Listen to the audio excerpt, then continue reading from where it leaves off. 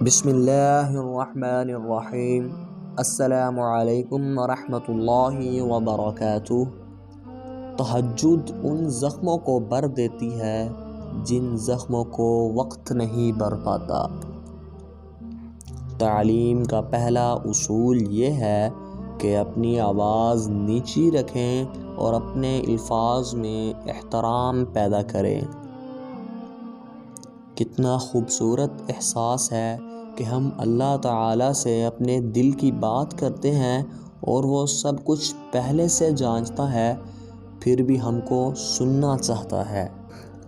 ایک دانشور سے پوچھا گیا کہ غصہ کیا ہے؟ بڑا خوبصورت جواب ملا کہ کسی کی غلطی کی سزا خود کو دینا۔ ہمارے چینل اردو شارٹس کو ضرور سبسکرائب کیجیے۔ اللہ حافظ۔